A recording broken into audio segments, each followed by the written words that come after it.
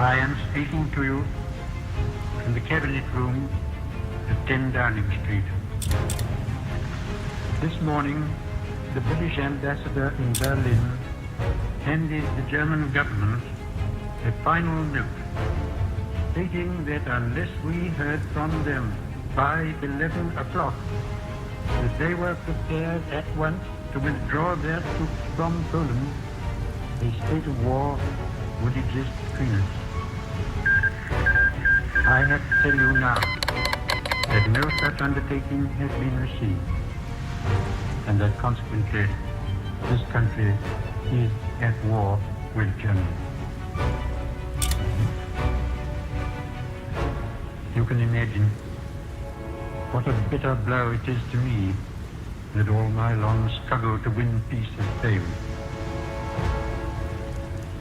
Yet I cannot believe that there is anything more or anything different that I could have done and that would have been more successful.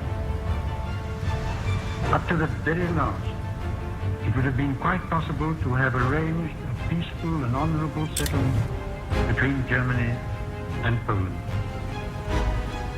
But Hitler would not have it. He had evidently made up his mind to attack Poland whatever happened. And although he now says he put forward reasonable proposals which were rejected by the Poles, that is not a true statement. The proposals were never shown to the Poles, nor to us. And though they were announced in the German broadcast on Thursday night, Hitler did not wait to hear comments on them, but ordered his troops to cross the Polish frontier the next morning. His action shows convincingly that there is no chance of expecting that this man will ever give up his practice of using force against his will. He can only be stopped by force. And we in France are today, in fulfillment of our obligations, going to the aid of Poland, who is so bravely resisting this wicked and unprovoked attack upon her people. We have a clear conscience. We have done all that any country could do to establish peace.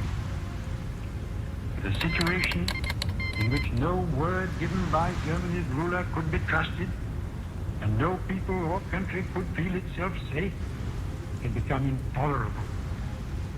And now that we have resolved to finish it, I know that you will all play your part with calmness and courage.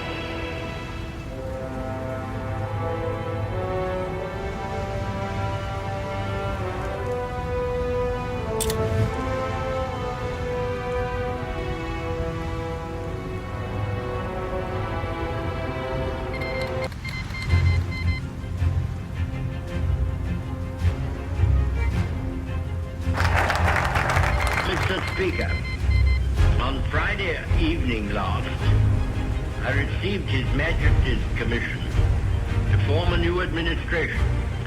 It was the evident wish and will of Parliament and the nation that this should be conceived on the broadest possible basis, and that it should include all parties, both those who supported the late government and also the parties of the opposition. I have completed the most important part of this task. A war cabinet has been formed of 5 members, representing, with the Liberal opposition, the unity of the nation. The 3 party leaders have agreed to serve either in the war cabinet or in high executive office. The 3 fighting services have been filled. It was necessary that this should be done in one single day, on account of the extreme urgency and rigor of events. A number of other key positions were filled yesterday, and I am submitting a further list to His Majesty tonight. I hope to complete the appointment of the principal ministers during tomorrow. The appointment of the other ministers usually takes a little longer, but I trust that when Parliament meets again, this part of my task will be completed, and that the administration will be complete in all respects. Sir, I considered it in the public interest to suggest that the House should be summoned to meet today. Mr. Speaker agreed and took the necessary steps in accordance with the powers conferred upon him by the resolution of the House. At the end of the proceedings today, the adjournment of the House will be proposed until Tuesday, the 21st of May, with, of course, provision for earlier meeting if need be. The business to be considered during that week will be notified to members at the earliest opportunity. I now invite the House, by the resolution which stands in my name, to record its approval of the steps taken and to declare its confidence in the new government. Sir, to form an administration of this scale and complexity is a serious undertaking in itself.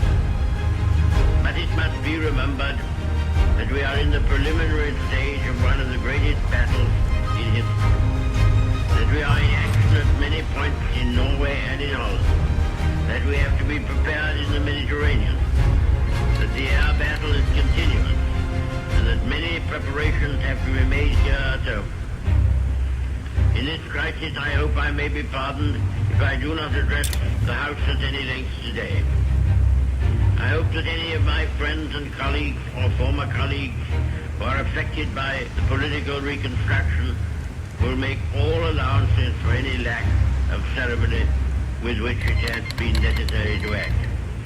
I would say to the House, as I said to those who have joined the government, I have nothing to offer but blood, toil, tears, and sweat.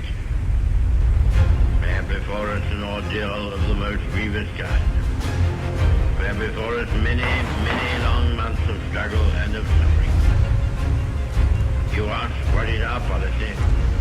I will say it is to wage war by sea, land, and air, with all our might, with all the strength that God can give us. To wage war against a monstrous tyranny never surpassed in the dark and lamentable catalogue of human crime. That is our policy. You ask, what is our aim? I can answer in one word: victory. Victory at all costs. Victory in spite of all terror. Victory however long and hard the road may be. But without victory there is no survival. Let that be realized. No survival for the British Empire. No survival for all that the British Empire stood for. No survival for the urge and impulse of the ages that mankind will move forward towards its goal. But I take up my task with buoyancy and hope. I feel sure that our cause will not be suffered to fail among men. This time I feel entitled to claim the aid of all. And I say,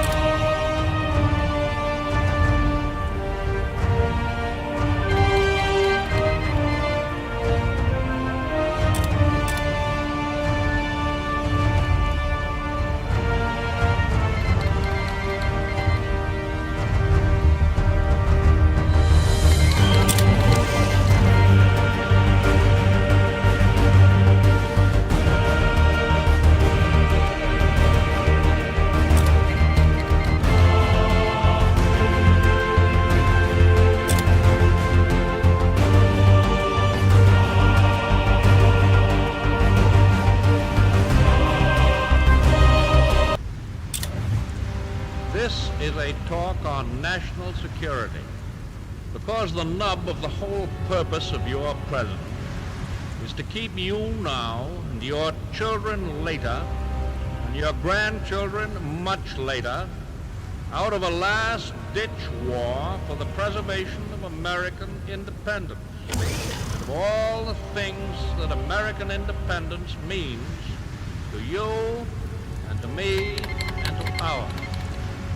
Never before since Jamestown and Plymouth Rock has our American civilization been in such danger as now. The Nazi masters of Germany have made it clear that they intend not only to dominate all life and thought in their own country, but also to enslave the whole of Europe, and then to use the resources of Europe to dominate the rest of the world.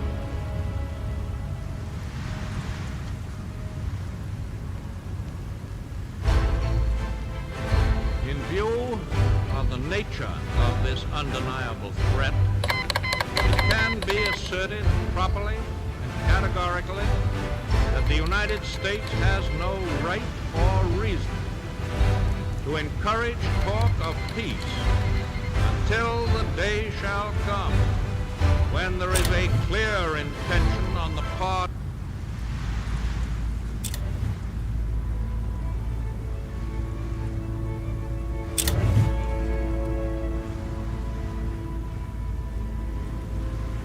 This was a great trial of strength between the British and German air forces. Can you conceive a greater objective for the Germans in the air than to make evacuation from these beaches impossible, and to sink all these ships which were displayed almost to the extent of thousands? Could there have been an objective of greater military importance and significance for the whole purpose of the war than this? They tried hard, and they were beaten back. They were frustrated in their task. We got the army away, and they have paid fourfold for any losses which they have inflicted. Sir, when we consider how much greater would be our advantage in defending the air above this island against an overseas attack, I must say that I find in these facts a sure basis upon which practical and reassuring thoughts may rest. I will pay my tribute to these.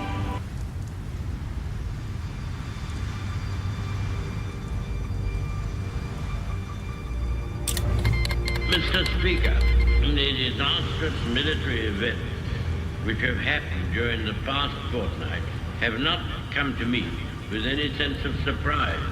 Indeed, I indicated a fortnight ago, as clearly as I could to the House, that the worst possibilities were open. And I made it perfectly clear that whatever happened in France would make no difference to the resolve of Britain and the British Empire to fight on, if necessary for years, if necessary alone. I have thought it right upon this occasion to give the House and the country some indication of the solid practical ground upon which we base our inflexible resolve to continue the war.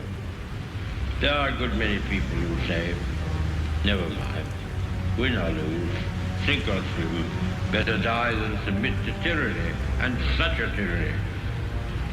And I do not dissociate myself from them. But I can assure them that our professional advisors of the three services unitedly advise that we should carry on the war, and that there are good and reasonable hopes of final victory. We have fully informed and consulted all the self-governing dominions. These great communities, far beyond the oceans, who have been built up on our laws and on our civilization, and who are absolutely free to choose their course, but are absolutely devoted to the ancient motherland, and who feel themselves inspired by the same emotions which lead me to stake our all upon duty and honor. We do not yet know what will happen in France, or whether the French resistance will be prolonged, both in France and in the French Empire overseas. The French government will be throwing away great opportunities and casting adrift their future if they do not continue the war in accordance with their treaty obligations, from which we have not felt able to release. The House will have read the historic declaration in which it is the desire of many Frenchmen and of our own hearts we have proclaimed our willingness at the darkest hour in French history to conclude a union of common citizenship in this struggle. However matters may go in France or with the French government or other French governments, we in this island and in the British Empire will never lose our sense of comradeship with the French people. If we are now called upon to endure what they have been suffering, we shall emulate their courage. And if final victory rewards our toils, they shall share the gain. Aye, and freedom shall be restored to all. We abate nothing of our just demands. Not one jot or tittle do we recede. Czechs, Poles, Norwegians, Dutch, Belgians have joined their causes to our own. All these shall be restored. What General Wargoals calls the Battle of France is over. I expect that the Battle of Britain is about to begin. Upon this battle depends the survival of Christian civilization. Upon it depends our own British life and the long continuity of our institutions and our empire. The whole fury and might of the enemy must very soon be turned on us. Hitler knows that he will have to break us in this island or lose the war. If we can stand up to him, all Europe may be free, and the life of the world may move forward into broad, sunlit uplands. But if we fail, then the whole world, including the United States, including all that we have known and cared for, will sink into the abyss of a new dark age, made more sinister and perhaps more protracted by the lights of perverted science. Let us, therefore, brace ourselves to our duty, and so bear ourselves that if the British Empire and its Commonwealth last for 1,000 years, men will still say, this was their finest hour.